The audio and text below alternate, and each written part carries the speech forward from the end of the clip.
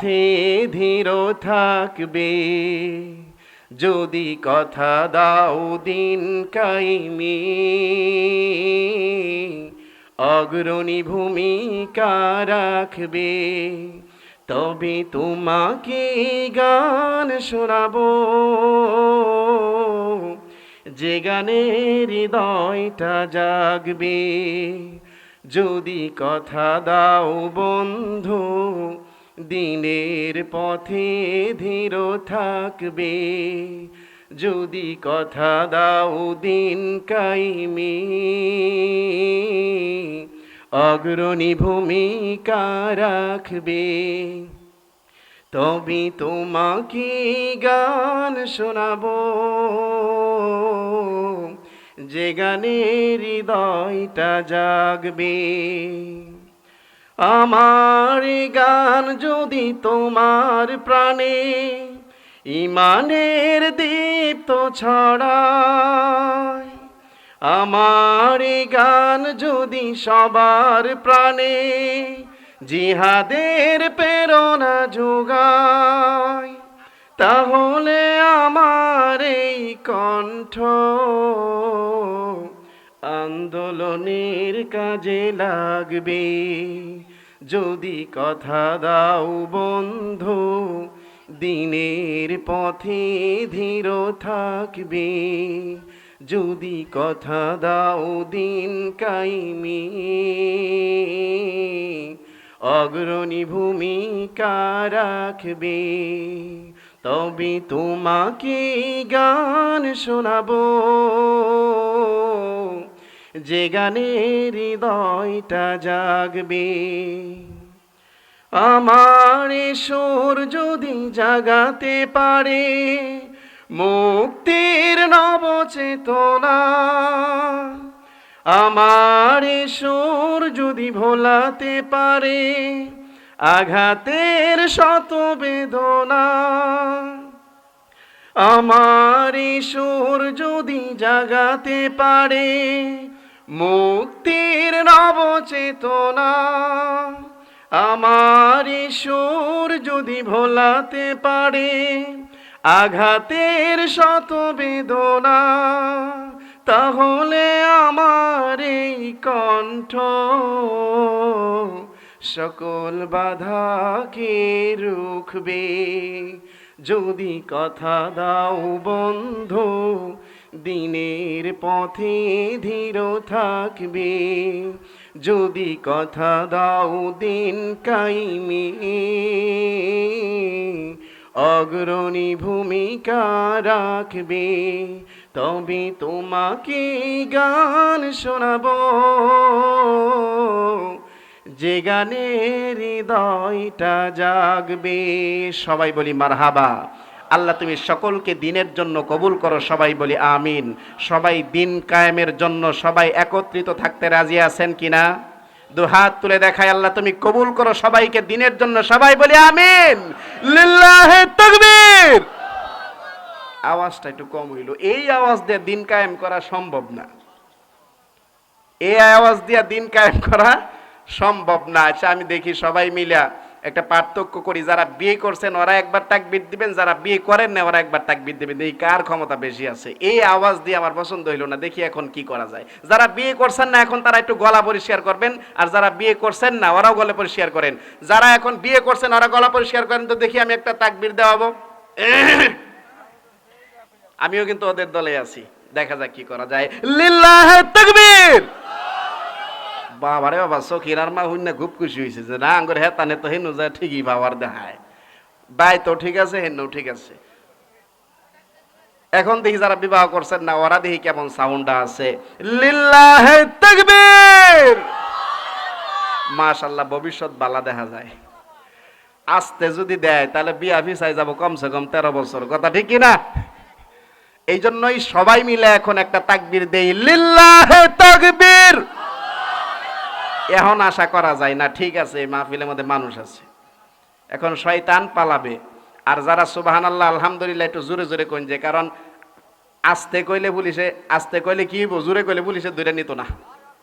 এজন্যই জোরে জোরে বলবেন সুবহানাল্লাহ, আলহামদুলিল্লাহ। আল্লাহর জিকির সব সময় জোরে জোরে বললে আল্লাহ তাআলা খুশি হবে, কথা ঠিক কিনা? এই জন্যই আমরা ওয়াজ শুনতে প্রস্তুত আছি তো। এতক্ষণ আপনাদেরকে প্রস্তুত করলাম, কি করলাম? প্রস্তুত করলাম। সামনে আসতেছে আলোচনা, আল্লাহ তাআলা যেন আমার মুখ দিয়ে এমন কথা বের করে আমাকে এবং আপনাদের সকলের যেন এই কথাগুলো যেন উপকার আসে, সেই তৌফিক যেন আল্লাহ তাআলা দান করে, সবাই বলি আমিন। এখন আসুন আলোচনায়। আল্লাহ তাআলা বিশ্বনবী সাল্লাল্লাহু আলাইহি ওয়াসাল্লামের শানে আয়াত নাজিল করেছেন।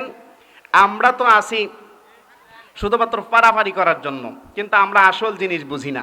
আসল জিনিস না বুঝে ফারাফারি করলে লাভ আছে? কি বলছে আল্লাহ তাআলা এই কোরআনুল কারীমের ভিতরে?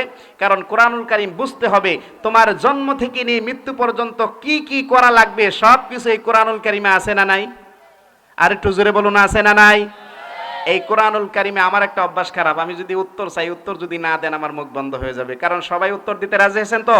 শীতের দিন দেখবেন চাদর মাদর কিছুই লাগতো না, এমনি শরীর গরম হয়ে যাব। কোরআনের গরমে শরীর গরম করার দরকার আছে না নাই? হ্যাঁ, ঠিক আছে, চলবে চলবে।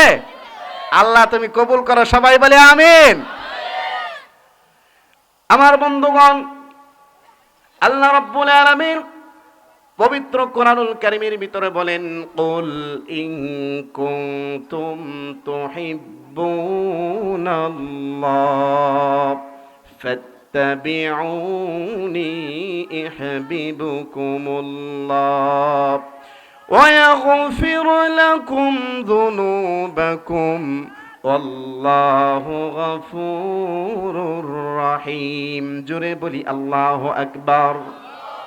আল্লাহ রাব্বুল আলামিন তার হাবিবকে ডাক দিয়ে বলেন, কুল, আপনি বলে দিন, ইন কুনতুম তুহিব্বুনাল্লাহ, তোমরা যদি আল্লাহকে ভালোবাসতে চাও, আল্লাহর ভালোবাসা যদি পেতে চাও, তাহলে আল্লাহর নবীকে ডাক দিয়ে বলেন, বন্ধু আপনি জানিয়ে দিন, ফাত্তাবিউনি ইউহিব্বুকুমুল্লাহ। আল্লাহ বলেন, বন্ধু তুমি বলে দাও তোমার যেন তারা ইত্তেবা করে, তোমার অনুসরণ করে, তোমাকে যারা ভালোবাসবে আমি আল্লাহ রাব্বুল আলামিন তাদেরকে ভালোবাসবো।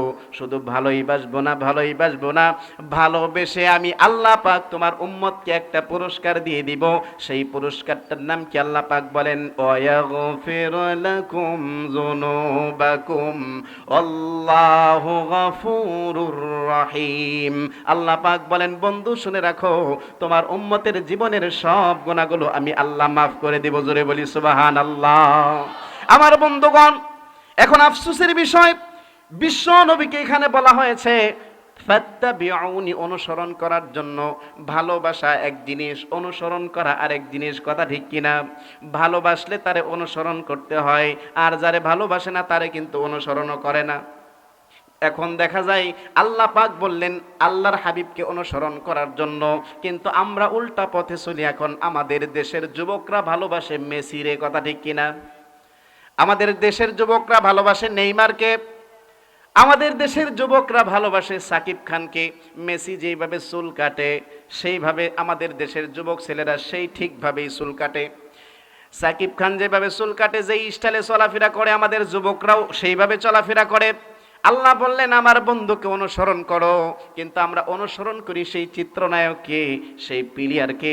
বলুন তো আল্লাহর কথার সাথে এখন মিল হলো কিনা? তাহলে আল্লাহ রাব্বুল আলামিন বলেন, আমার বন্ধুকে যদি ভালোবাসতে পারো, আমার বন্ধুকে যদি অনুসরণ করতে পারো, আমি আল্লাহ রাব্বুল আলামিন কথা দিলাম তোমাদের জীবনের গুনাহগুলো মাফ করে দেব। আর যদি আমার হাবিবের শানে বেয়াদবি করো, আমার হাবিবকে যদি পছন্দ না করো, আমি আল্লাহ তোমাকে ভালোবাসবো না। বলুন তো এই মাইক সেটের একজন মালিক আছে না নাই? আরো জোরে বলুন, আছে না নাই? এখন আমি যদি বলি এই মাইকটা খুব সুন্দর, এই মাইক কি খুশি হবে না? মাইকের মালিক খুশি হবে, ডেকোরেশনের মালিক খুশি হবে, বলে হ্যাঁ প্রশংসায় ভাসবে, আমার মাইকটা খুব ভালো, বক্তা সাহেব প্রশংসা করেছে। আর যদি মাইকের প্রশংসা না করে, যদি মাইকের সাউন্ডটা ভালো না, বলুন তো বিরক্ত কি মাইক হবে না মাইকের মালিক? আরো জোরে বলুন, কে হবে? আল্লাহ রাব্বুল আলামিন বলেন, ও পৃথিবীর মানুষ শোনো, তোমরা যদি আমার বন্ধুকে ভালোবাসো, আমার বন্ধুকে যদি ভালো বলো, আমার বন্ধুকে যদি অনুসরণ করো, আমি আল্লাহ রাব্বুল আলামিন খুশি হয়ে তোমাদের জীবনের গুনাহগুলো মাফ করে দিব। জোরে বলি সুবহানাল্লাহ। কিন্তু আফসোসের বিষয়, অনুসরণ কাকে বলে? অনুসরণ এক জিনিস ভালোবাসা। আপনি রাসূলকে ভালোবাসলেন, কিন্তু রাসূলের দাড়ি আপনার মুখে নাই। আপনি রাসূলকে ভালোবাসলেন, সুদ ছাড়তে পারলেন না। আপনি রাসূলকে ভালোবাসলেন, ঘুষ ছাড়তে পারলেন না। আপনি নামাজও পড়েন, আবার যায় নামাজ পড়া যাওয়ার সময় বাড়িতে যায় সুদের তাকদাও দিয়া যান, কথা ঠিক কিনা? এটা আবার কেমন হাজি সাহেব? নামাজ পড়া যাওয়ার সময় সুদের তাকদা দিয়া যাওয়া মানে কি? এই হাজি সাহেব কিয়ামতের ময়দানে ধরা খাবে, কারণ সুদের টাকা দিয়ে যদি হজ করেন তাহলে একটা হজও কবুল হবে না। রাসূলের চরিত্রে এটা নাই, কারণ সুদ ঘুষ হারাম না হালাল? যারা কয় না, এরা কি সন্দেহ আছে নাকি? সুদ কি হালাল না হারাম? আপনারা কি রাগ করতেছেন নাকি? আরে সুদের বিপক্ষে ওয়াজ করলে, পক্ষে ওয়াজ করলে খুশি, আর বিপক্ষে ওয়াজ করলেই তো জারাম। কারণ কোরআন কি কোনোদিন সুদের পক্ষে কথা বলবে? সুরের পক্ষে কথা বলবে? ঘুষের পক্ষে কথা বলবে? যারা টেবিলের নিচে হাত দিয়া লক্ষ লক্ষ টাকা গরিব মানুষদেরকে কাছ থেকে চাকরির নামে কথা বইলা ঘুষ খায়, ওদের পক্ষে কি কোরআন কোনোদিন সাপোর্ট করবে? কোরআন সব সময় এইগুলার বিরোধিতা করাই হলো কোরআনের কাজ। জোরে কোন কথা ঠিক কিনা? আমরা সবাই কোরআনের সৈনিক, কারণ এই কোরআনের মধ্যে আপনার জন্ম থেকে নিয়ে মৃত্যু পর্যন্ত কি করতে হবে এই কোরআনটাকে আমাদের জন্য গাইডলাইন হিসাবে বানায় দিছে। এই কোরআন কোন রকম খেলার একটা বই না, এই কোরআন কোন রকম তামাশা করার কোনো বই না। এই কোরআনটা এমন একটা বই, এই কোরআনটা এমন একটা কিতাব, আপনার জন্ম থেকে নিয়ে মৃত্যু পর্যন্ত কি করবেন সবকিছু তো আছেই। আল্লাহ রাব্বুল আলামিন বলেন, এই কোরআনটা যে পড়বে এবং যে মানবে, আমি আল্লাহ রাব্বুল ইজ্জাত তার জীবনকে সুন্দরভাবে পরিচালনা করে ইহদিনাস সিরাতাল মুস্তাকিম, সেই রাস্তা দিয়ে চলায়া তাকে জান্নাত দিয়ে দিব। জোরে বলি সুবহানাল্লাহ। এই কোরআন কোনোদিন আপনাকে বেকার রাস্তায় চলাবে না, কারণ এখন তো একটাই সমস্যা, কোরআনের সঠিক কথা বলা যায় না। জানেন নাকি? কোরআনের সঠিক কথা বলা যায় না, কারণ কোরআনের সঠিক কথা বললেই যে সুদ খায় তার বিরুদ্ধে চলে যায়, যে ঘুষ খায় তার, জিনা করে তার বিরুদ্ধে চলে যায়। এইগুলো বললেই মাঝে মাঝে কে হুজুর কোরআনের ওয়াজ করবার ভাই না, কথা ঠিক কিনা? হুজুর কোরআন হাদিস থেকে ওয়াজ করুন। কোরআন হাদিস কি তোমার দাদা বানানো বই নাকি যে তুমি যেটা কবা ওইটাই হবে? কোরআন হাদিস কোরআন হাদিসের মতোই আছে। যেইগুলো কথা আমরা বলি এইগুলো কি কোরআন হাদিসের বাইরে না ভিতরে? কোরআন হাদিসে কি সুদের কথা আছে না নাই? ও নাকি সুদের কোরআন হাদিসে এমনি করে বলতে হবে উমুকের ভোলা উমুকে সুদ খাই, অরে কইও না, এভাবে কয়েছে নাকি? কোরআন আমভাবে বলা হয়েছে সুদের বিপক্ষে, কোরআন আমভাবে বলা হয়েছে ঘুষের বিপক্ষে, কোরআন আমভাবে বলা হয়েছে জিনা করলে কি হবে, কোরআন আমভাবে বলা হয়েছে মানুষকে ঠকাইলে কি হবে, কোরআন আমভাবে বলা হয়েছে তোমরা অন্যায় করলে জুলুম করলে কি হবে। এইভাবে করে সবাইরে বোঝানোর জন্য বলা হয়েছে। সেইখানে কোনো দৃষ্টান্ত যদি আসে, কারো শরীরে যদি জ্বলে, তাহলে কি কোরআন থেকে কথা বলা কি বন্ধ করা যাবে? আর একটু জোরে বলুন, যাবে? আপনাদের এলাকায় একটা পাখি আছে, আপনারা হয়তো বা চিনবেন, এটা রাতের বেলা বের হয়। এই পাখিটা মানুষের গাছের কলা, মানুষের গাছের লেচু, মানুষের গাছের আম, কলা, কাঁঠাল যা আছে সব চুরি করে খায়। চুর পাখিটার নাম কি কোন তো দেখি? আর একটু জোরে বলুন। বাদুর চামচিকা। কি কোন কথা না? ছোটটা চামচিকা, বড়টা বাদুর। এটার কামই হলো খাইস্টামি করা, রাত্রের বেলা বের হওয়া আর সব লুকায় লুকায় মানুষের চুরি কইরা খায়, কারো সামনে না। এখন এই বাদুর চামচিকাকে যদি জিজ্ঞেস করা হয়, এই চামচিকার ঘরে চামচিকা, তুই রাতের বেলা কেন বের হস, দিনের বেলা বের হইতে পারস না? চামচিকা বলবে যে দিনের আলো, সূর্যের আলো ভালো লাগে না। সূর্যের আলো কি লাগে না? ভালো লাগে না। আচ্ছা বলুন তো, চামচিকার কাছে সূর্যের আলো ভালো লাগে না বিদায় আপনাদের এই বাকুলিকান্দা কি সূর্য ওঠা একদিন বন্ধ হয়ে গেছে? কোনোদিন বন্ধ হয়েছে? আরো আশেপাশের এলাকায় খোঁজ নিয়ে ভালো করে দেখছেন বন্ধ কি হয়েছে কিনা চামচিকার দোয়ায়? কোনো দিন ক্ষতি হয় নাই। আমি ওই সমস্ত চামচিকা মার্কা মুসলমানদের বলতে চাই, যাদের কোরআন হাদিসের কথা বললে তেলে বেগুনে যাদের শরীরে জ্বলে উঠে, যারা কোরআন হাদিসের কথা সহ্য করতে পারে না, যাদের কোরআন হাদিসের কথা ভালো লাগে না, ওই সমস্ত চামচিকা মার্কা মুসলমানদের বলতে চাই, কোরআন হাদিসের কথা তোমার ভালো লাগলে লাগুক, না লাগলে না লাগুক, এই কোরআন হাদিসের কথা চলছে, চলবে এবং সামনেও থাকবে, কথা ঠিক কিনা? এটা কেউ বন্ধ করতে পারবে না। ওই চামচিকার মতো লুকা লুকায় কলা খাওয়া আর লেসু খাইলেও লেসুওয়ালার গাছের কোনো লেসুর ক্ষতি হয় না, কথা ঠিক কিনা? ওই কলাও বাজারে বিক্রি হয়, আমও বিক্রি হয়, বাদুর একটু চামচিকা একটু সাইটা সামান্য একটু ক্ষতি করে, এছাড়া আর কোনো ক্ষতি করতে পারে না। এই জন্যই আমরা সবাই বীরের মতো মুসলমান হতে চাই না চামচিকার মতো? আরো জোরে বলুন। বীরের মতো, কথাটা বীরের মতোই লাগবে। এজন্যই রাসূলের আদর্শের মধ্যে কোনোদিন এক ওয়াক্ত নামাজ ছেড়ে দিছে এরকম আছে? রাসূলের আদর্শ কি এমন যে অন্যের ক্ষেতের আইল ছাড়তে ছাড়তে নিজের ক্ষেত নিয়ে এসে পড়া, এটাও আছে? রাসূলের আদর্শের মধ্যে কোনোদিন মিথ্যা কথা বইলা অন্যকে ধোঁকা দেওয়ার মতো এটা কোনো সিস্টেম আছে? আমরা তো একজন আরেকজনের ঠকাইতে পারলেই বাসি, কথা ঠিক কিনা? একজন আরেকজনকে কি ঠকাইতে পারলেই নিজেরে বড় বেড়া মনে করে। যদি পহড়া একটা সিরা টেহা তাহে মাশাল্লাহ, এটারে স্যাপ দিয়া হোক, লেপ দিয়া হোক, টেপ দিয়া হোক, জোড়া লাগাইয়া যখন কারেন্ট জায়গা দোহানো তখন যাইয়া বিল্লাম এটা টোনাত ফালায় দেয় যে এটা দিয়ে আমারে কটকটি দিন, কথা ঠিক কিনা? দিয়া হাইরা যখন এটা চালায় দেয় খুব খুশি, আরেকটার লাগে গপ্প করে বেটা চালাই দিছি।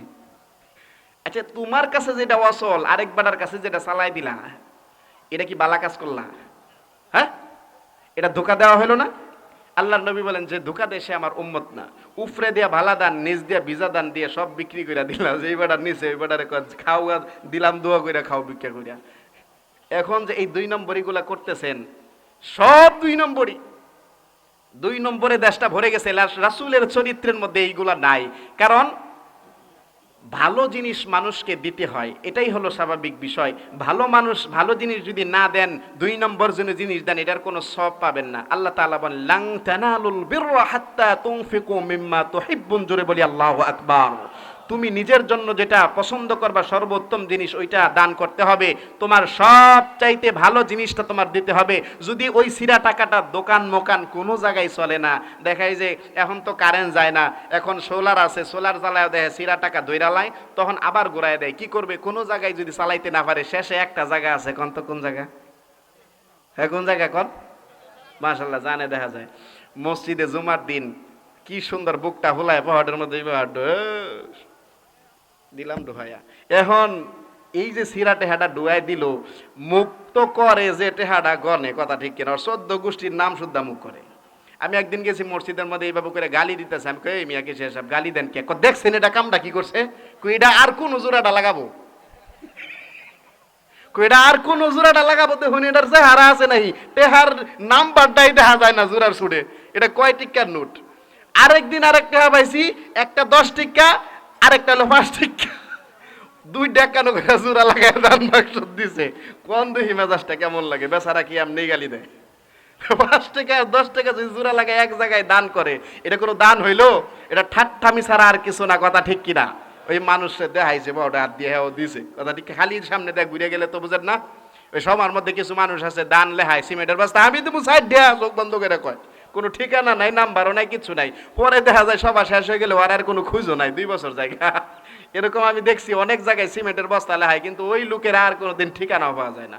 আমি অমুক জায়গার নাম হইলো আর করিম, হ্যাঁ নাম দেয় অমুক জায়গা, অমুক নাম দেয় মানুষকে দেখানোর জন্য। এইগুলো যদি দেখানোর জন্য করা হয়, এটা হলো ধোঁকা দেওয়া, কথা ঠিক কিনা? ছেলে যদি 4টা হয়, দেখবেন যেটা মেধাবী ভালো ভদ্র, এগুলারে দিবে স্কুলে, ইঞ্জিনিয়ার বানাবে, ডাক্তার বানাবে, বাচ্চা বাচ্চা থুয়ে দেয়। আর যেটা এইদিকে চাইলে এইদিকে দেখা যায়, এটা মাদ্রাসা দিয়ে দেবো আল্লাহর নামে। বুঝছেন কি কইছি? যেটা এইদিকে চাইলে দেখা যায় এইদিকে চাই রয়েছে, কয় কি এটারে আল্লাহর রাস্তায় দিয়ে দিম। এটার তো কোনো সরকারি চাকরি হইতো না, মনে মনে তো হ্যাঁ চিন্তা করে দেখছে বালা কইরা, কথা ঠিক কিনা? কারণ এটা এই বাসায় থাকলে চাকরি দিব কেডারে? সরকারের চাকরি দিব নাকি? বলে এটারে আল্লাহর রাস্তায় দিয়ে দিম। এখন ওই ব্যক্তির বিষয় হয়েছে এরকম যে যেটা গাছে উঠে খাড়ায় বস্ত্রাপ করে মানুষের মাথায়, দুনিয়ার শয়তান ওটারে দিব মাদ্রাসায়। বুঝছেন কি কইছি? ভালো মেধাবী যেটা আছে ওটারে দিত না। কালা যেটা 4টা মেয়ে থাকলে সুন্দর সুন্দর দেখে বাচ্চা বাচ্চা দিব, আর যেটা কালা ওইটা আলেমের কাছে বিয়া দিব। বুঝছেন কথাটা? এই হলো আমাদের বাংলাদেশের এই স্বভাবগুলা। এইগুলা স্বভাব যদি আমাদের ভিতরে থাকে, কোন তো কোনো পরিবর্তন হওয়ার কোনো মানে লক্ষণ আছে?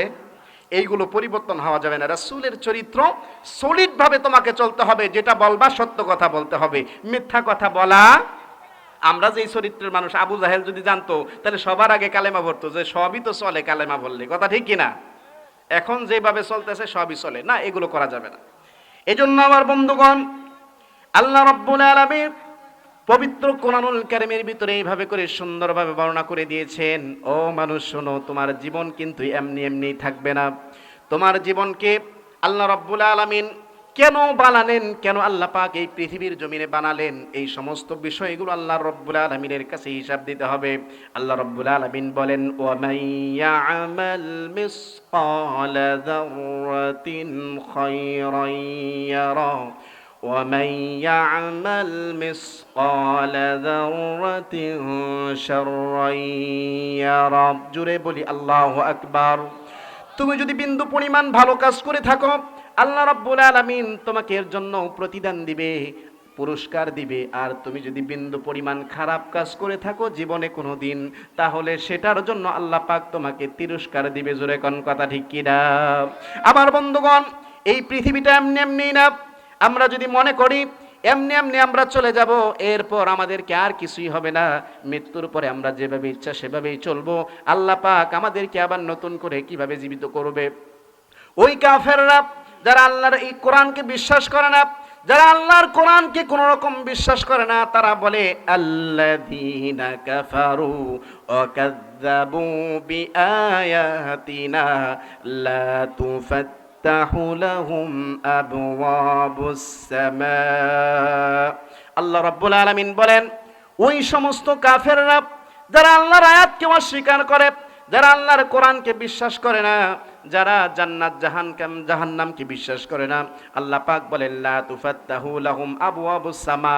আল্লাহ পাক বলেন তাদের জন্য জান্নাতের আসমানের দরজাসমূহ খোলা হবে না, তারা কখনোই জান্নাতে যেতে পারবে না, তাদের জান্নাতে যাওয়া এমন অসম্ভব হয়ে যাবে। ফি সাম্মিল খিয়াত হাত্তা ইয়ালিজাল জামালু ফি সাম্মিল খিয়াত। একটা সুয়ের ভিতর দিয়ে একটা উট যেমন ভ্রমণ করা অসম্ভব, তাদের জান্নাতে যাওয়াও তেমন অসম্ভব হয়ে যাবে।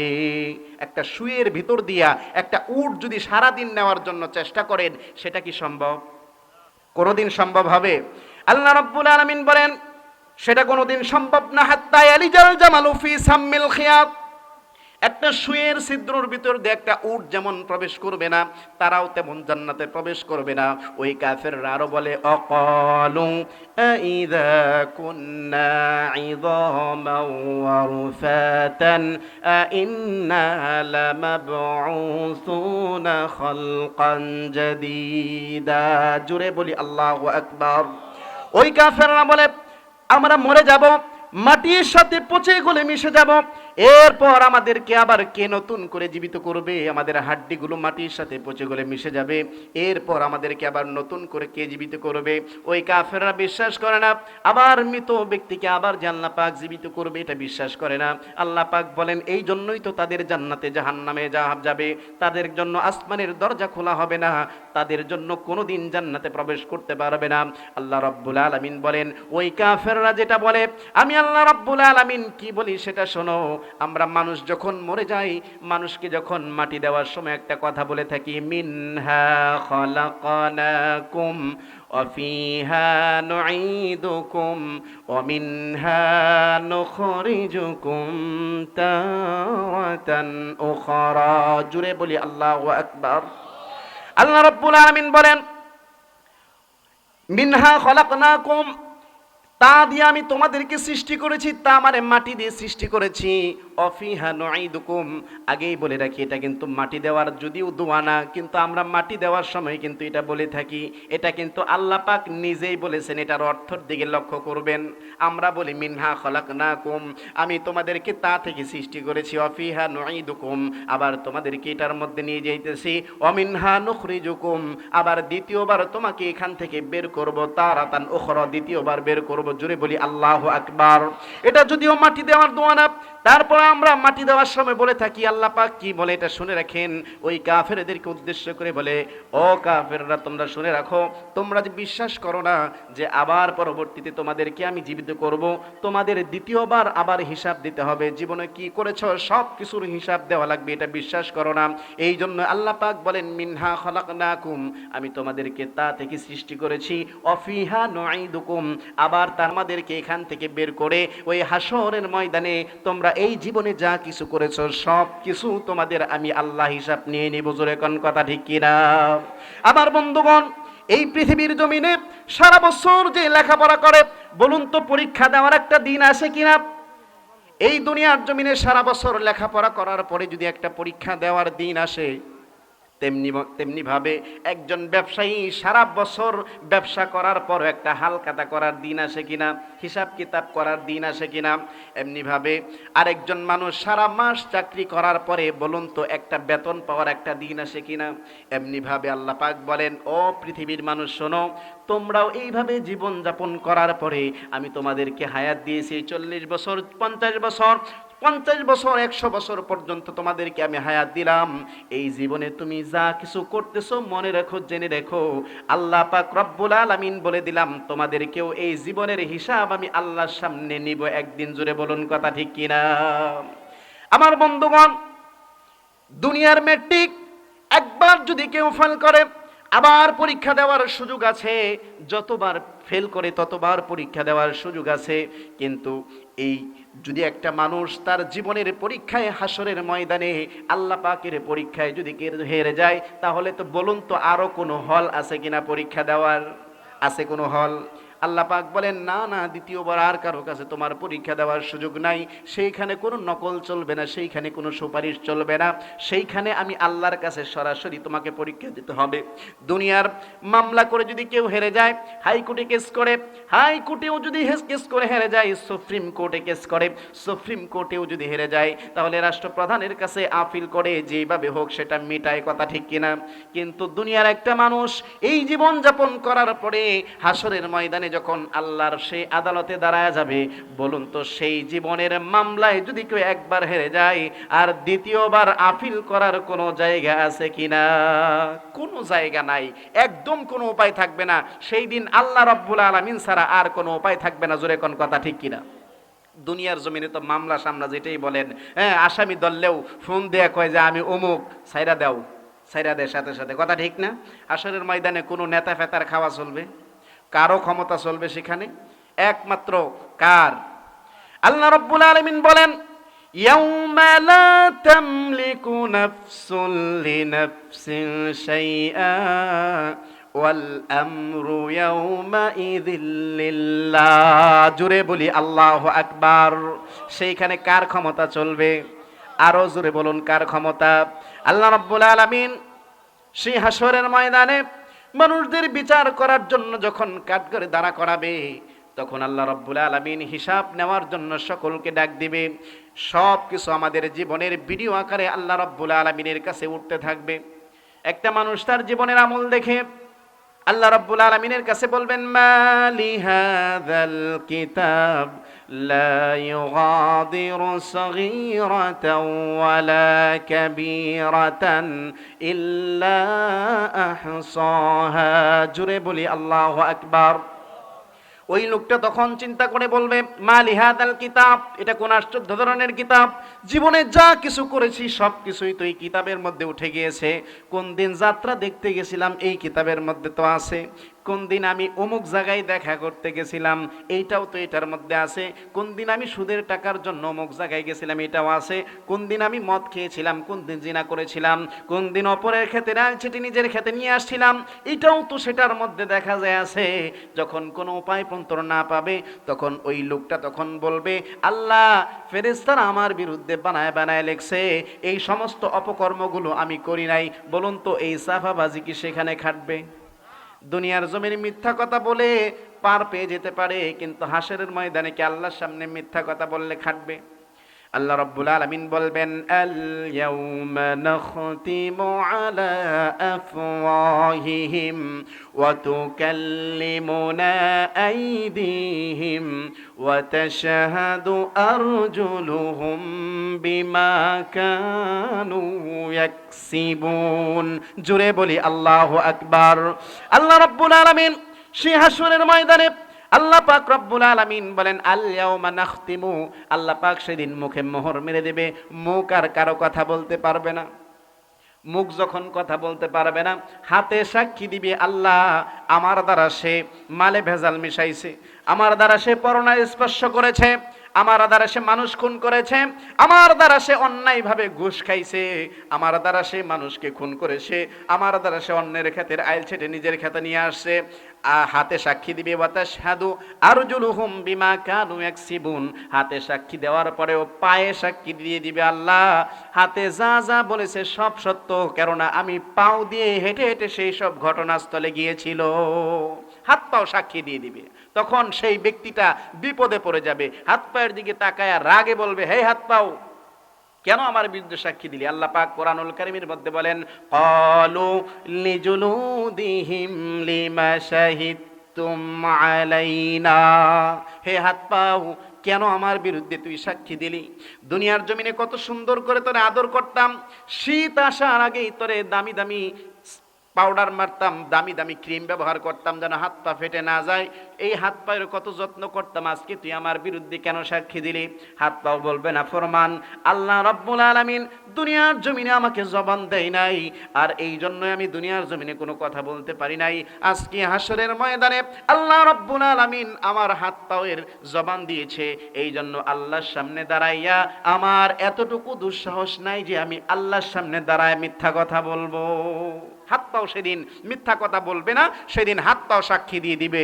সেই লোক তখন আর উপায় পন্থর পাবে না, তখন হায় হতাশ করতে লাগবে, তখন বলবে কিভাবে আমি মাপ পাবো, এই সিস্টেমটা খোঁজার জন্য হাসরের ময়দানে দৌড়াদৌড়ি করবে। এখন চিন্তা করবে যে আরে দুনিয়ার জমিনে তো আমার অমুক নেতা ছিল, এখন অমুক নেতার কাছে যায় দেখি একটু মাপ পাই কিনা। ওই হাসরের ময়দানে যখন দৌড়াদৌড়ি করবে, সেই দিন তো একটা কঠিন অবস্থা হয়ে যাবে। ছেলে বাবাকে পরিচয় দিবে না, বাবা সন্তানকে পরিচয় দেবে না, একজন আরেকজনকে যদি দেখে চিনে তারপরে তার থেকে পলায়ন করবে, যদি সে তার কাছে কিছু চায় এই জন্য সে পরিচয় দেবে না। আমার বন্ধুগণ, ছেলে যদি মাকে বলে, হে আমার মা, দুনিয়ার জমিনে আমাকে কত ভালোবাসতা, কত স্নেহ করতা, কত আদর করতা, পাশের বাড়ি থেকে একটা জিলাপির টুকরা পাইলেও আমার আইনা খাওয়াইতা আসলে নেশে করে। হে আমার মা, আমি তো আজকে নেকির জন্য জাহান্নামে যাইতেছি, আমার একটি নেকি দিয়ে দাও। মা বলবে না ফরমান, আল্লাহর ভয় কি তোর অন্তঃকরণে নাই? আল্লাহর সামনে দাঁড়ায়া আজকে আমার নিজের জীবনের হিসাব দেওয়া লাগবে এই ভয়েতে। আমার এতটুকুন কথাও মনে নাই যে আমার দুনিয়াতে কোনো পুত্র সন্তান ছিল কিনা। মা ছেলেকে ভুলে যাবে। ওই বাবার সাথে সাক্ষাৎ হলে বাবাকে যদি বলেন, বাবা দুনিয়ার জমিনে আমি অসুস্থ হইলে রিক্সা না পেলে কাঁধে করে নিয়ে আমারে হাসপাতালে চলে যাইতা, আমার প্রাইভেটের টাকা জোগানোর জন্য তুমি নিজে না খায় আমার প্রাইভেটের টাকা জোগাইতা, একটা কিছু খাইতে মন চাইলে খাও নাই, পকেটে টাকা রেখে দিয়েছো আমাদের খরচের জন্য। ও বাবা, আজকে তো আমি একটি নেকির জন্য জাহান্নামে যাইতেছি, আমার একটি নেকি দিয়ে দাও। বাবা বলবে না ফরমান, আল্লাহর ভয় কি তোর অন্তঃকরণে নাই?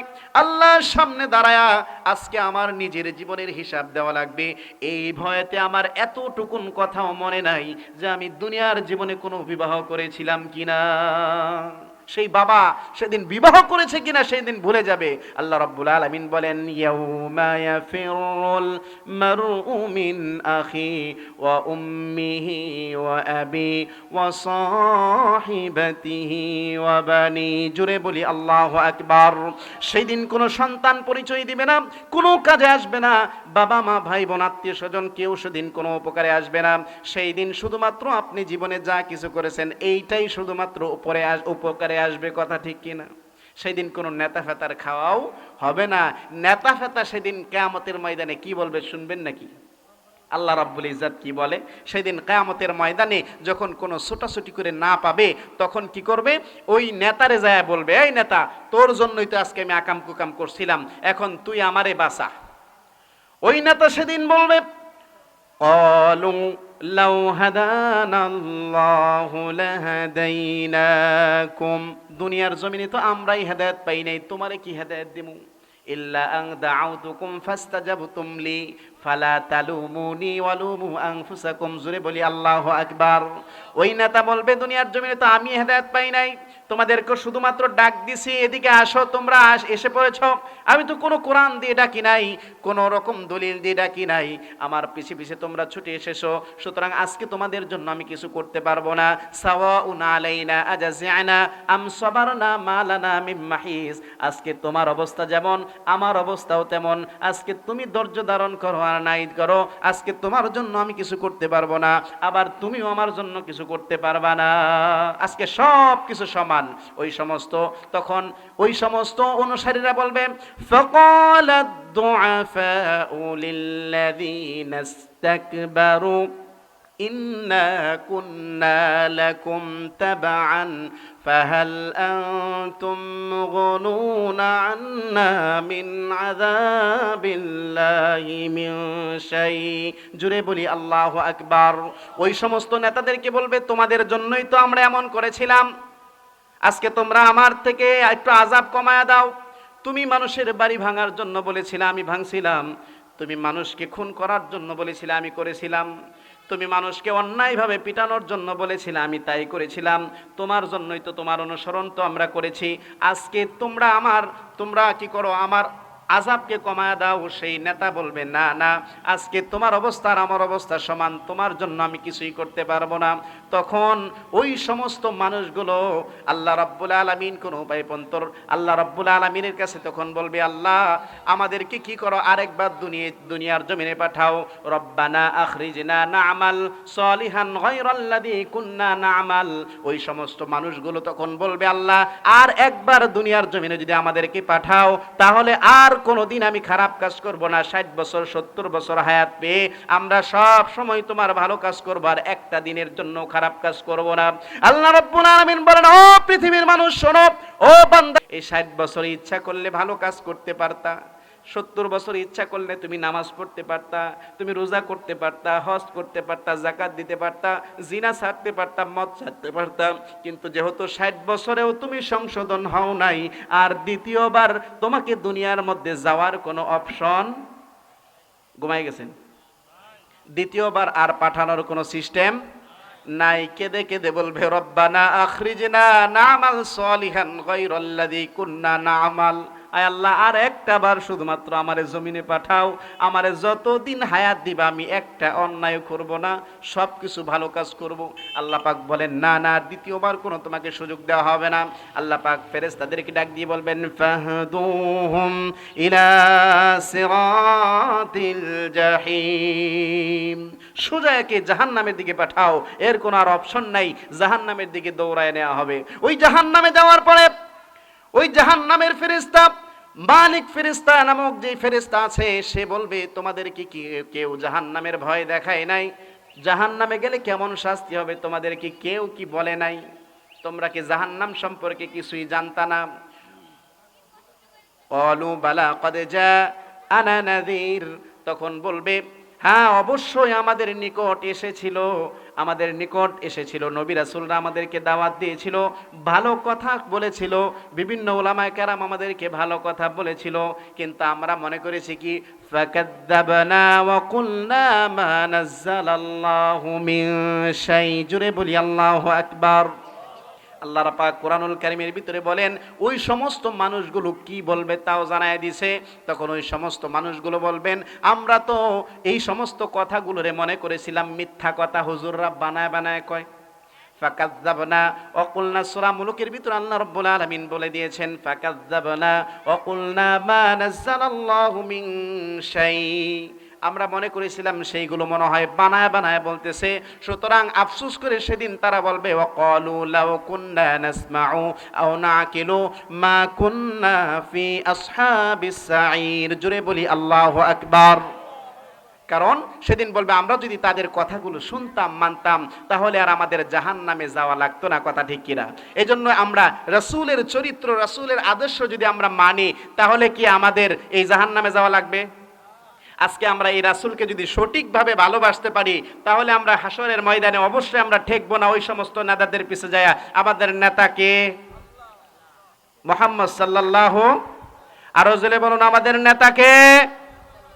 এই পিছনের মানুষগুলা কয় না, ঘুমায় গেছে বুঝছি। আমাদের নেতাকে মুহাম্মদ সাল্লাল্লাহু। এজন্যই ভালোবাসতে হবে কাকে?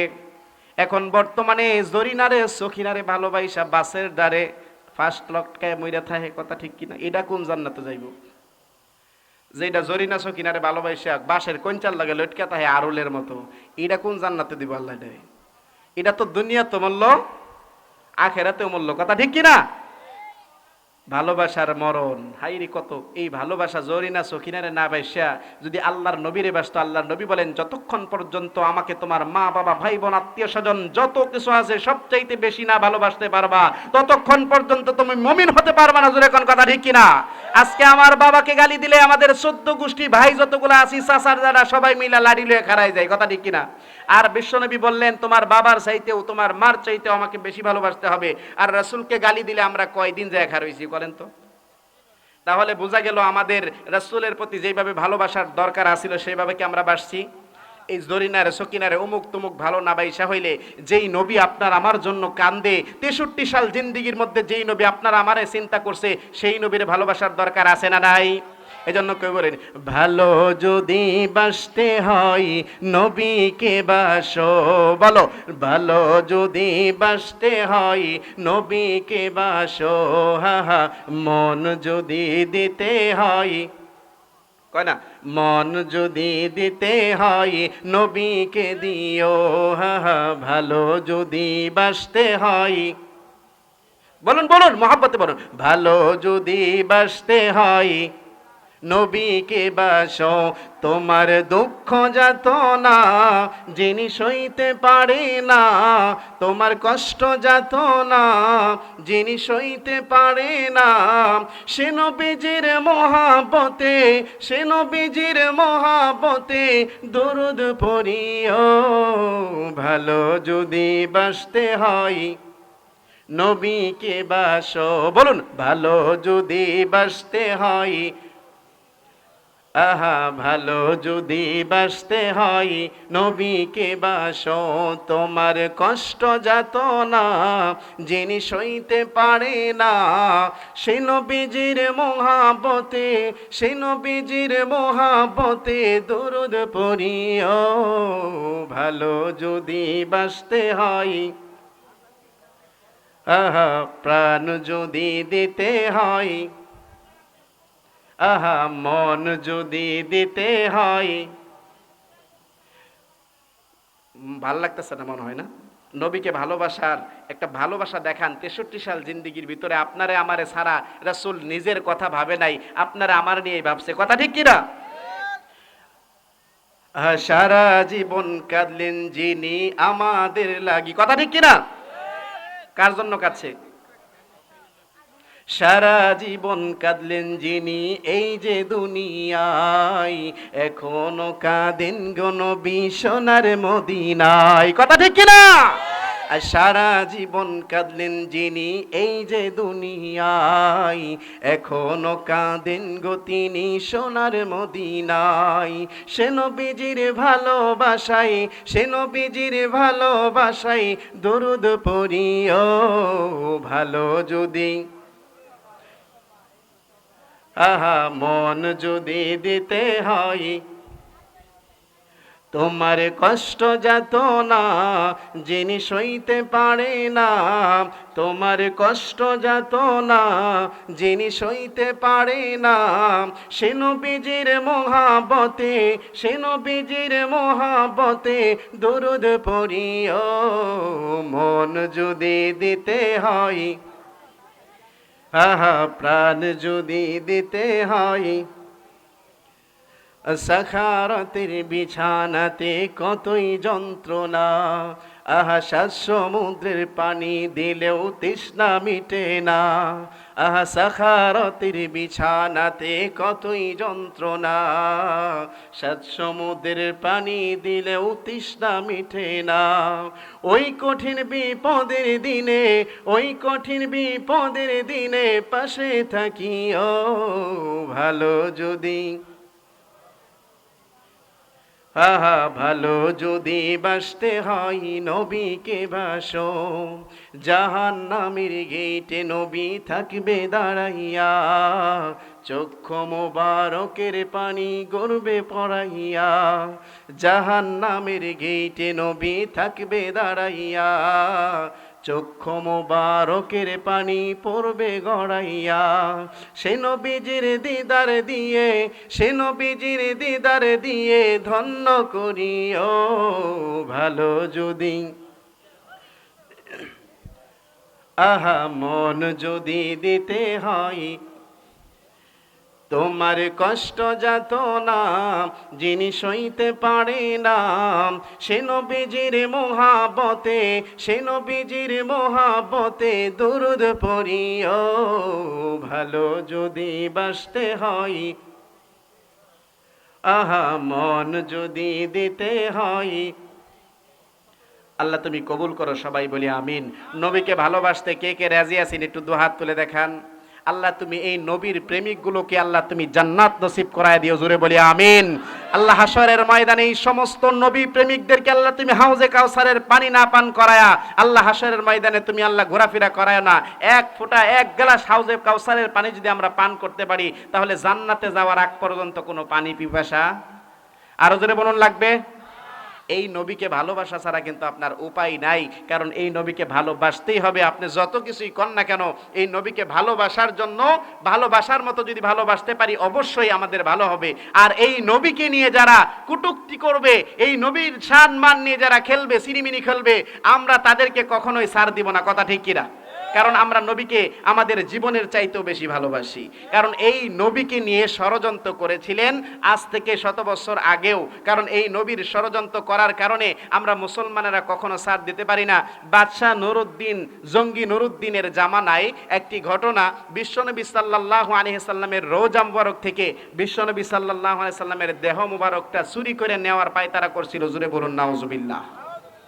আরে কত বড় সাহস দেখছেন নি ইহুদি খ্রিস্টান নাসারাদের, যে তারা চিন্তা করে দেখে এই কোটি কোটি মানুষের হৃদয়ের স্পন্দন, হৃদয়ের হার্ট, এই হার্টটা হলো মুহাম্মদ সাল্লাল্লাহু। কারণ এই দেহটা যদি আমরা নিয়ে যাইতে পারি চুরি কইরা, তাহলে এই সমস্ত মুসলমানদেরকে নাকের ডগায় আমরা আঙ্গুল দিয়ে ঘুরাইতে পারবো, বসি দিয়ে ঘুরাইতে পারবো। এই জন্য তারা চক্রান্ত করলো যে কিভাবে এই দেহটাকে চুরি করা যায়। তখন 3 জন লোক রেডি করছে। কয়জন লোক? 3 জন লোককে রেডি করছে। ইহুদিরা চিন্তা করছে যে কিভাবে পারা যায়। তারা বিভিন্ন গবেষণা করে তারা চিন্তা করে দেখলো যে মসজিদের নববীর পাশেই যেহেতু বিশ্বনবীর রওজা, তখন সে চিন্তা করে দেখলো যে কিভাবে এটা নেওয়া যায়। তারা পরিকল্পনা প্ল্যান করে এই সময়ের ভিতরে 3 জনকে রেডি করছে। তাদের মাথায় পাগড়ি, তাদের বিশাল জুব্বা পরা, তাদের মুখে দাড়ি আছে, চেহারা অনেক সুন্দর। এই 3 জন মানুষ মদিনার জমিনে আইসা তারা শুধুমাত্র ইবাদত করে। কি করে? টুপি জুব্বা আর দাড়ি দেখলে কি হুজুর হয়ে যায়? আরো জোরে বলুন। টুপি জুব্বা দাড়ি দেখলে হুজুর হয়ে যায় না। তারা 3 জন আইসা এই মসজিদের মধ্যে খুব ইবাদত করে, মানুষের খুব ভক্ত বানায় নিছে। এখন তাদেরকে এমন বিশ্বাস করে যে তারা যা বলে তাই শুনে মানুষেরা। আমার বন্ধুগণ, কিন্তু তাদের মনের ভিতরে এমন একটা ষড়যন্ত্র ছিল। আল্লাহ রাব্বুল আলামিন বলেন, ওই তাদের ষড়যন্ত্র হলো দুর্বল, আর আমি আল্লাহ যেটা করব তাদের ষড়যন্ত্রকে দুর্বল করে দেব, আর আমি আল্লাহ রাব্বুল আলামিন যেটা করব সেটা হলো শক্তিশালী। জোরে বলুন সুবহানাল্লাহ। আমার বন্ধুগণ, ওই 3 জন মানুষ মদিনার জমিনে মসজিদে নববীর মধ্যে 3 জন বসে বসে তাসবিহ গুনে, কারো বাড়িতে যায় না, কোনোদিন দাওয়াত খাওয়ার জন্য যায় না, বরঞ্চ মানুষকে আরো দান সদকা করে। ওই সময়ের বাদশা ছিল বাদশা নুরুদ্দিন। জোরে বলুন নাম কি? বাদশা জঙ্গি নুরুদ্দিন ছিল। তিনি খুব ভালো মানুষ ছিলেন, আল্লাহর ওলি ছিলেন। ওই বাদশা নুরুদ্দিন হঠাৎ করে স্বপ্ন দেখলেন রাতের বেলা। আল্লাহর নবী তাকে স্বপ্নের মধ্যে এসে বলতেছে, সেই রকম 3 জন লোক আছে, আমি রাসূলের দেহ মোবারক চুরি করার জন্য তারা পায়তারা করতেছে, তুমি তাদেরকে দমন করো। জোরে বলি সুবহানাল্লাহ। আল্লাহর নবীকে স্বপ্ন দেখলে জাহান্নামের আগুন কি হয়ে যায়? আর একটু জোরে বলুন কি হয়ে যায়? বাদশা নুরুদ্দিন ঘুম থেকে সজাগ হয়ে গেলেন, আর আশ্চর্য হয়ে বললেন, আর আল্লাহর শুকরিয়া আদায় করলেন যে আল্লাহ বিশ্বনবীকে তুমি চোখে দেখাইলা। স্বপ্নের মাধ্যমে কতদিন মনের আশা ছিল আল্লাহর নবীকে দেখার জন্য, কিন্তু বিশ্বনবী আমাকে স্বপ্নের মধ্যে দেখা দিলেন। কিতাব লেখে পরপর 3 বার স্বপ্ন দেখেছে। কয়বার? আরো জোরে বলুন কয়বার? 3 বার স্বপ্ন দেখেছে। প্রথমবার স্বপ্ন দেখার পরে বাদশা নুরুদ্দিন তেমন একটা গুরুত্ব দেয় নাই, যে আল্লাহর দেহ, আল্লাহর হাবিবের যেই রওজা মুবারক আছে সেই রওজার থেকে আবার দেহ মুবারক কে নিবে, এটা কেমন স্বপ্ন দেখলাম, সে তেমন একটা পাত্তা দেয় নাই, গুরুত্ব দেয় নাই। দ্বিতীয়বার যখন আবার স্বপ্ন দেখলেন বাদশা নুরুদ্দিন, তুমি এখনো শুয়ে আছো, এই তিনজন লোক স্বপ্নের মধ্যে বিশ্বনবী দেখায় দিলেন, তাদের মাথার মধ্যে পাগড়ি আছে, তাদের চোখগুলো হবে নীল বর্ণের, তাদের চেহারা হবে সুন্দর, দাড়ি আছে, জুব্বা আছে। ওই চেহারাগুলো দেখায় দিলেন স্বপ্নের মধ্যে বাদশা নুরউদ্দিনকে। বাদশা নুরউদ্দিন দ্বিতীয়বার স্বপ্ন দেখার পরে আবার সে ঘুমায় গেলেন। আবার তৃতীয়বার বিশ্বনবী তাকে স্বপ্ন দেখাইলেন। তৃতীয়বারের মতো বাদশা নুরউদ্দিন চিন্তা করে দেখলেন, না, এটা অবশ্যই কোনো রহস্য আছে। বিশ্বনবী যেহেতু আমাকে স্বপ্ন দেখাচ্ছেন, তাহলে এটার মধ্যে কোনো রহস্য আছে অবশ্যই। তৃতীয়বারের মাথায় তিনি 2 রাকাত নামাজ আদায় করে আল্লাহর কাছে কান্নাকাটি করলেন। এরপর তার উজিরদেরকে ডাক দিলেন, তার উজিরকে ডাক দিয়ে সৈন্যবাহিনী পাঠায়া দিলেন। সৈন্যবাহিনী 17,000 সৈন্যবাহিনী নিয়ে মদিনার দিকে রওনা করলেন। মদিনার দিকে যাওয়ার পরে ওই বাদশা নুরউদ্দিন সকলকে ঘোষণা করে দিলেন, মদিনায় সবাই ঢুকতে পারবে, কিন্তু মদিনার থেকে কেউ আর বের হতে পারবে না। জোরে বলি সুবহানাল্লাহ। এই ঘোষণা করে দিলেন। বাদশা নুরউদ্দিন যখন ঘোষণা করে দিলেন, সমস্ত বাহিনী মদিনা ঘেরাও করে ফেললেন। আর সমস্ত মদিনাবাসীকে বাদশা নুরউদ্দিন ঘোষণা করে দিলেন, সকলকে আমার এখানে এক বেলার দাওয়াত, সবাইকে আসতে হবে, আমি সবার চেহারা একবার দেখব। জোরে বলি সুবহানাল্লাহ। বাদশা নুরউদ্দিন চলে গেলেন মদিনায়। মদিনায় যাওয়ার পরে তার যেই কর্মীরা আছে, তার সৈন্যবাহিনীদেরকে বলে দিলেন, একে একে সবাই তাদেরকে ডাকতেছেন। এইভাবে করে দাওয়াত খাওয়ায়। কয়েকদিন যাবৎ দাওয়াত খাওয়ানোর পরেই বাদশা নুরউদ্দিন বলে, আমি যেই স্বপ্নে যেই চেহারাটা দেখেছিলাম, সেই চেহারার লোকের সাথে তো এইখানে কারো চেহারা মিল পড়ে না। কারণ চেহারার মধ্যে আসিল, যেই বাদশা নুরউদ্দিন যেই স্বপ্ন দেখেছিল, চেহারা থাকবে নীল বর্ণের, মাথায় থাকবে পাগড়ি, মুখে থাকবে দাড়ি, কিন্তু এই চেহারার সুরতের সাথে তো কারো চেহারা মিলে না। বাদশা নুরউদ্দিন হতাশ হয়ে গেলেন, হারে কি দেখলাম স্বপ্নে, আমি তো কাউরে মিলাইতে পারতেছি না। হতাশ হয়ে গেলেন। সকল সৈন্যবাহিনীকে ডাক দিয়ে বললেন, তোমরা কি মদিনার সবাইকে কি দাওয়াত দিয়েছো কিনা? বলে, হ্যাঁ, আমরা তো সবাইকে দাওয়াত দিয়েছি, আর তো কেউ বাকি নাই, আর তো সবাই আমরা ডাকেছি, কেউ তো আর বাকি নাই। একজন লোক মদিনার থেকে এসে বলেন, বাদশা নুরউদ্দিন, আমি একটা তথ্য দিতে চাই, আপনি কি শুনবেন কিনা? বলে, হ্যাঁ শুনবো। বলে, মদিনার সবাই এসেছে, কিন্তু 3 জন মানুষ আসে নাই। জোরে কোন সুবহানাল্লাহ। বাদশা নুরউদ্দিন চমকে উঠে দাঁড়ায় গেছে। বলে কি? 3 জনের কথাই তো স্বপ্নে বলছিল। কয়জনের? 3 জনের কথাই তো স্বপ্নের মধ্যে বলেছিল। বাদশা নুরউদ্দিন চমকে গেলেন। বলেন কি, ওই 3 জন কোথায়? বলে, ওই 3 জন কারো এখানে দাওয়াত খায় না কোনোদিন। তারা কয়েক বছর ধরে তারা কি করতেছে, এখানে ইবাদত করতেছে, কারো বাড়িতে যায় না, কাউকে তারা কোনো খারাপ কাজও করে না, তারা সব সময় ভালো কাজ করে, তারা মানুষকে দান সদকা করে, আর সারাদিন তসবিহ গুনে আর নামাজ আদায় করে, তাদের আর কোনো কাজ নাই। তারা সারাদিন রোজা রাখে আর ইফতার করে। দেখছেন নি কারবার? সারাদিন রোজা রাখে আর সন্ধ্যার সময় ইফতারি করে। এইভাবে করে তারা কারো বাড়িতে দাওয়াত খাইতে যায় না। বাদশাহ বলেন, তোমরা তাদেরকে ডাক দিয়ে নিয়ে আসো। বাদশা নুরউদ্দিন যখন তাদেরকে আনার জন্য অর্ডার দিলেন, ওই 3 জন প্রত্যাখ্যান করলেন বাদশার দাওয়াত। বলে, আমরা যাব না, গেলেই তো ধরা পড়বো। কথা ঠিক কিনা? বলে, আমরা যাব না। ওই লোক এসে বাদশা নুরউদ্দিনকে বলেন যে, বাদশাহ, আপনার দাওয়াত তারা কবুল করে নাই, তারা কারো এখানে দাওয়াত খায় না, হোক সে বাদশাহ, হোক সে প্রেসিডেন্ট, যাই হোক, তে খাবে না। কারণ সুরের মনে মনে পুলিশ যে খবর তো হয়ে গেছে, সবাইকে যেহেতু খবর দিয়ে নিয়ে গেছে, এখন তো আমরা গেলেই যদি চিনে ফেলে। ওই 3 জন প্রত্যাখ্যান করে দিলেন, না, আমরা যাব না। এলাকার সমস্ত মানুষগুলো বললেন, বাদশাহ, ওদেরকে ডাকার প্রয়োজন নাই, ওদের দ্বারা এমন কাজ কোনোদিন সম্ভব। জুড়ে কোন কথা ঠিক কিনা? দাড়ি আছে, পাগড়ি আছে, জুব্বাও আছে, এই হাজী সাহেবের দ্বারা সুদ খাওয়া আসেনি? ওই হাজী সাহেব আরো বেশি সুদ খায়। কথা ঠিক কিনা? ওইটা তো খায় না। কই, হাজী সাহেবের কাছে যা যদি টাকা চান, যাই কইব কি, আমি তো সুট্টু ছাইরা দিছি হজ করার পরে, দেখো তোমার চাষির কাছে আসেনি, তোমার চাষির কাছে যদি থাকে এদিক দেন। কিন্তু চাষি তো ম্যানেজার বানাই দিছে ওই হাজী সাহেব। কথা ঠিক কিনা? এই সুদ কি চাষি খাইলে ওই চাষার গুণা হইতো না? হ্যাঁ, আর মহিলাদের তো গুণা হয় না, মহিলারা তো সুদ খায় না, লাগাই দিছি, লগ্নি দিছি। কথা ঠিক কিনা? লাগাই দিছি, সুদ খায়। এই জন্যই তাদের জুব্বা আছে, তাদের দাড়ি আছে, টুপি আছে, অনেক দেখবেন এইরকম হুজুরও তো আছে, বদমাশ হুজুর আছে না? সবাই কি ভালো? আবার সবাই কি খারাপ? ভালো মন্দ মিলায় হাতের 5 আঙ্গুল সমান না। আবার বন্ধুগণ, ওই লোক এসে বাদশাকে খবর দিল, ও বাদশা ওই তিনজন তো আসে না, এখন কি করার? বাদশা বলে ওদেরকে আবার যায় বলো, আবার নিয়ে আসো। এলাকাবাসীর মানুষেরা বলে বাদশা আমরা 100 থেকে 200% গ্যারান্টি দিতেছি এদের দ্বারা কোনো খারাপ কাজ হবে না, এরা এত ভালো লোক, কারণ এদের ভিতরে কোনো রকম খারাপই আজ পর্যন্ত আমরা পাই নাই। কতটুকু বিশ্বাস আনাইছে দেখছেন, বলে অতি ভক্ত সুরের লক্ষণ। কারণ অতিভক্ত সুরের লক্ষণ। এই জন্যই আমার বন্ধুগণ অতিভক্ত করা ভালো না। অতিভক্ত যেইখানে দেখবেন ওই জায়গায় বিপদ আছে, কথা ঠিক কিনা?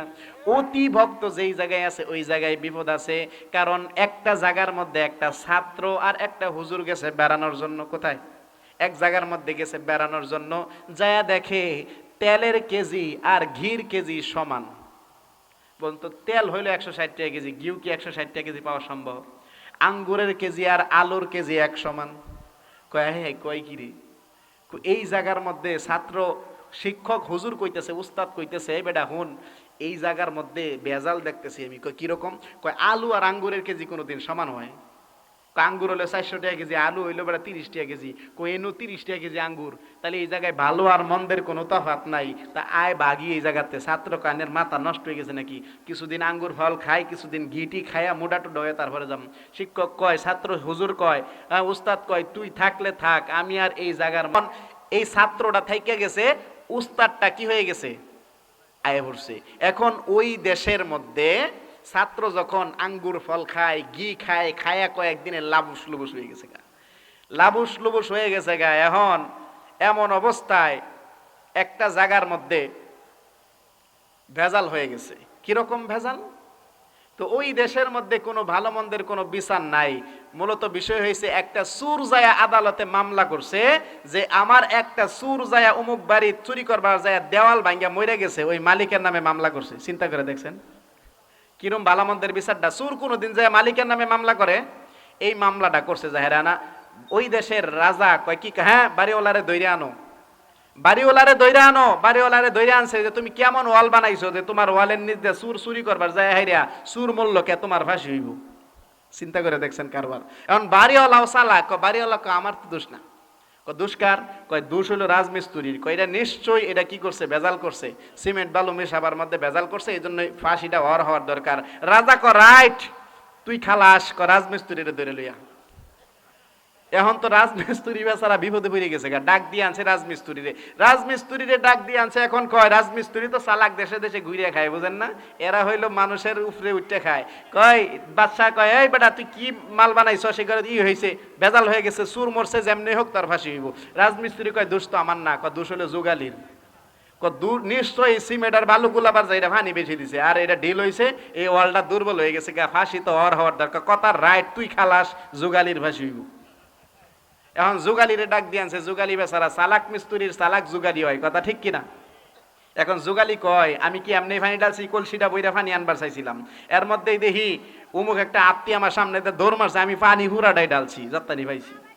এখন কয় তাহলে ওই আত্মীয়লার ফাঁসি হওয়ার দরকার।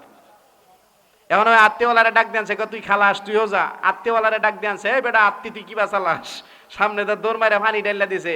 এখন এটা ওয়াল ডিল হয়ে গেছে, চুর মরে গেছে, চুরি করবার লেগে তোর ফাঁসি হইব। আত্মীয়লা তো আগ করে চাইছে, কয় কি রে, কোনের ফাঁসি কোন আইনা দিতেছে, এটার কোনো বিচার আছে নাকি? আমি আত্মী নিয়ে যখন যাই তখন কি করছে, এক মহিলা নুপুর পইরা সামনে তার দৌড় মারছে, তো ঝুনঝুনি করিয়া আমার আত্মীয় ডরায় দৌড় দিছে। এখন পানি হ্যাঁ বেশি ডালছে, আমি কি করবো? কোথালে ঝুনঝুনি ধরে লইয়া। এখন কি করছে, ওই মাইয়ারা ডাক দিছে। ওই মাইয়া কয় কি আমার কি দোষ, এই ঝুনঝুনি যে বানাইছে এরা ধরে লিও, আমার তো দোষ নাই। এখন বেচারা গেছে কামারের কাছে, যায় বেটা সারা দিন লোহা ভিটনায় ভিটনায় হুগায় হয়ে গেছে এরকম শিক্ষণ। এখন হে বেচারা যায় কয় কি রাজা তোমার যাবার কইছে। হে বেচারা মনে হচ্ছে আমার কষ্টের দিকে এবার চাইছে রাজা, এবার মনে আমার এটা বেশি একটা পুরস্কার দিব। এখন হ্যাঁ কি করছে, এগুলা কাজ কাম ফালাইয়া নতুন শার্ট গুসুল টুসুল কইরা নতুন শার্ট টাট পইরা যায়া বাদশার দরবারে হাজির হইছে। আসসালামু আলাইকুম বাদশা। কয় আয় তোর ফাঁসি রেডি আছে, তোর ফাঁসি হইব। এখন কামার কয় আমার ফাঁসি হইব মানে কি? তুই জনজনে বানাইছস, এইটা পইরা যায় মাইয়া দৌড় মারছে। কয় হাতির সামনে দেখেছে, এই হাতি দেখিয়া পানি বেশি ডালছে যুগালি, এটা দিয়ে ওয়াল দুর্বল হয়েছে, এই জন্যই তোর সুর মরে গেছে, তোর ফাঁসি হবো। ওই বেচারা তার কিছুই কইতারে না, হাক করে রয়েছে। এখন কয় চার করার কিছু নাই, ওই লোকেরে যায় কি করছে, ফাঁসির কাছে ঝুলাইছে। এখন এই বেড়া এমন শিক্ষণ, ফাঁসির যেই দড়ির মাপ বারে বারে দেয় আর নিজ দিয়ে হইয়া যায়। এর কোনো মতেই চেষ্টা করে আরে ফাঁসির মধ্যে আর লটকাবার হয় নাই। কি কইছি বুঝছেন? কোনো মতে আর ফাঁসির মধ্যে লটকাবার পাইছে না। এখন কি করছে, বহুবার চেষ্টা করার পরে ওই জল্লাদ কয় বাদশা কই এরে সম্ভব না ফাঁসি দেওয়া, বহুত চেষ্টা করছি, বহুত সিফা দিয়া ধরছি আটকাবার লেগে, কইরা জায়গা ফাঁসি নিয়ে এমন শিক্ষণের শিক্ষণ। হ্যাঁ, হাকিম লড়তে পারে কিন্তু হুকুম লড়তে পারে না, যার গলা বয় তারে আইনা ফাঁসি দাও। চিন্তা করে দেখছেন? এখন কয় যে যার গলা বয় তারে আইনা ফাঁসি দেবো, গেটের তে খুললে দেখে ওই যে ছাত্রটা খাইয়া লাবুস লুবুস হয়েছে, আঙ্গুর টাঙ্গুর খাইয়া গিটি খাইয়া, এটা ফুটবলের মতো হাল মারা যাইতেছে, দৌড়ে আনছে, কয় বেটা এদিকে আয়, কে দর্শন কে কত ফাঁসি হইব, আমি কি করলাম, কিছুই করুন লাগতো না, গলা বইলেই হইছে। চিন্তা করে দেখছেন ভালো আর মন্দের যেই জায়গা কি নাই, তফাৎ নাই, কই কি করছে, গলা বইলেই হইছে।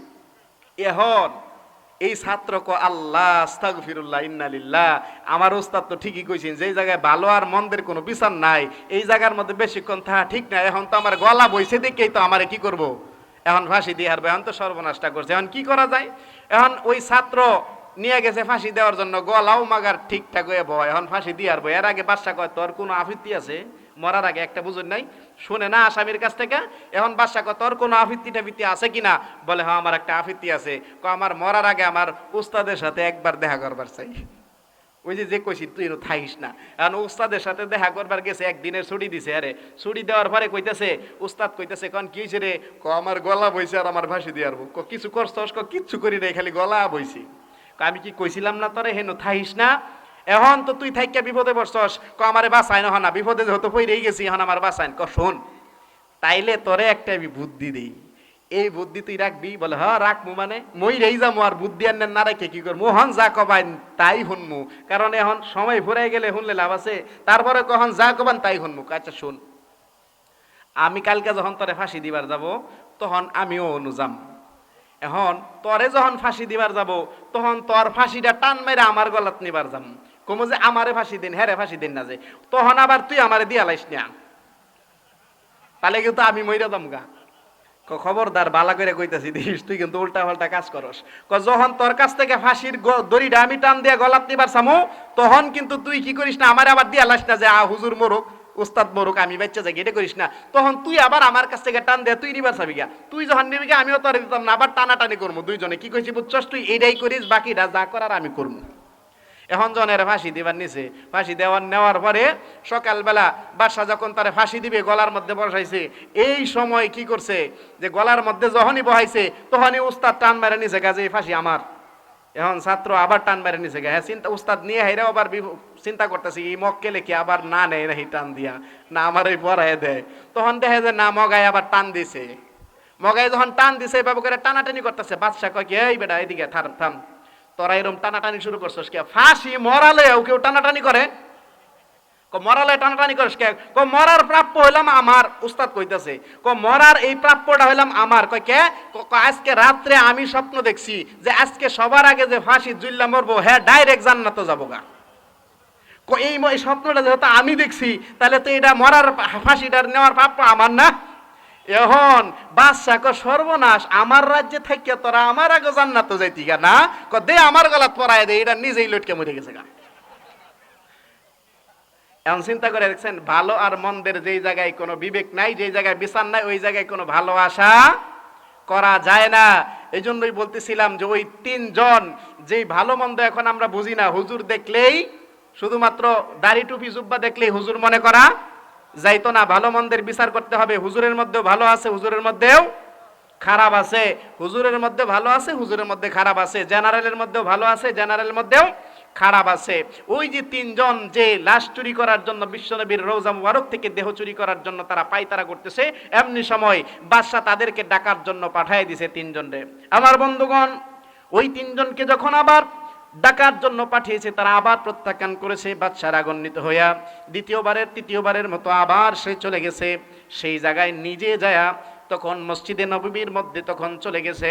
চলে যাওয়ার পরে তারা যায় দেখে এইভাবে করে ঘুমটা দিয়ে বসে আছে, হাতের মধ্যে তসবিহ সুবহানাল্লাহ সুবহানাল্লাহ পড়তেছে। নেক্সট সুরেতে ধোকা দেওয়া, সুবহানাল্লাহ সুবহানাল্লাহ বলে এইভাবে করে ঘুমটা দেওয়া। তারা বিশাল বুজুর্গ, দাড়ি হলো এই পর্যন্ত লম্বা লম্বা, জুব্বা পরিহিত, যায় নামাজের উপর বসে বসে তারা এইরকম করে জিকির করতেছে। বাদশাহ নুরউদ্দিন যাওয়ার পরে তাদেরকে ডাক দিলেন, তারা কোনো মাথা উঁচু করে না। বাদশাহ নুরউদ্দিন নিজেই রাগান্বিত হইয়া তখন কি করলেন, ঘোমটাটা সরায় ফেললেন। সরানোর সঙ্গে সঙ্গে বাদশাহ নুরউদ্দিন, আল্লাহু আকবার, বাদশাহ নুরউদ্দিন দেখে আল্লাহর নবী স্বপ্নের মধ্যে যেই চেহারাটা দেখাইছিলেন তিনজনের, সেই তিনজনের চেহারাটা মিলে গেছে। জুড়ে বলি সুবহানাল্লাহ। চেহারাটা হলো নীল বর্ণের, দাড়িগুলো লম্বা লম্বা, মাথায় হলো পাগড়ি আছে। এইভাবে করে যখন তাদেরকে টান দিছে, টান দেওয়ার পরে বলে এদিকে আয়, তোদেরকে আমি ডাকতেছিলাম, তোরা আসিস নাই কেন? বলে আমরা কারো বাড়িতে দাওয়াত খাই না। বলে দাওয়াত খাস না? আচ্ছা ঠিক আছে বুঝলাম, আমি তো বাদশাহ, আমি তোদেরকে ডাকতেছি, তোদের দাওয়াত দরকার ছিল। বলে আচ্ছা পরের কাহিনী পরে, আগে বল তোরা কি চক্রান্ত করতেছিস বিশ্বনবীর রওজা মোবারক নিয়ে? তারা কোনো কথা বলে না। হঠাৎ করে এলাকাবাসী সবাই বলে উঠলো, বাদশাহ এই লোকদের সাথে আপনি বেয়াদবি কইরেন না, আপনি কিন্তু ধ্বংস হয়ে যাবেন। বুঝছেন কি? দেখেন না, কিছু ভণ্ড পীর আছে করে, আর কিছু মানুষকে এই যে হুজুরের সাহেব বেয়াদবি করলে ধ্বংস হয়ে যাবে। কথা ঠিক কিনা? কারণ কি জানেন, ওই যে ভণ্ড পীররা, ভালো পীরদের বলতেছি না, কিছু ভণ্ড পীর আছে, ওদেরকে যদি দেখবেন ওরা কিছু লুক রাখে। ওরা কি রাখে? লুক রাখে। আমি একটা টেকনিক আপনাদেরকে বলে দিয়ে যাই। এই টেকনিকটা আমি বলে দিয়ে গেতেছি কারণ এই টেকনিকটা একটু শুই না রাখেন, কাজে দিবে। কারণ দেখবেন কিছু কিছু পীরের কাছে যাইলে আপনার মনের কথা বইলা দেয়। কথা ঠিক না? এই এরকম হয়েছে কিনা আপনাদের কারো? আচ্ছা, এখন পীরের কাছে যে যায়, যাওয়ার পরে দেখবেন ওদের কিছু লুক থাকে, চামচা থাকে। কি থাকে? চামচা থাকে। আপনি যাওয়ার পরেই আপনাকে জিজ্ঞেস করবে কিসের জন্য আসছেন। কি বলবে? কিসের জন্য আসছেন? মহিলা হইলে বলে বাচ্চা হয় না। কি হয় না? বাচ্চা হয় না। কিংবা আমার স্বামী আমার আতুর দিয়ে পিডায়। কথা ঠিক কিনা? যে কোনো যার যে সমস্যা আছে, এই সমস্যা বলবে চামচার কাছে। এখন এই কয়েকজন চামচা যে আছে, এদের টেকনিকটা দেখেন। পীরের কাছে আসার জন্য কয়েকটা রাস্তা তৈরি করা আছে। কয়টা? এখন পীর আগেই বইলা রাখে, এই রাস্তা দিয়ে যাদেরকে ফাটামু আপনি চোখ বন্ধ কইরা মনে করবেন এই মহিলার বাচ্চা হয় না। এই রাস্তা দিয়ে যাদেরকে পাঠামু মনে করবেন এর সম্পদের দরকার। এই রাস্তা দিয়ে যাদেরকে পাঠামু আপনি মনে করবেন এর গোপন সমস্যা আছে।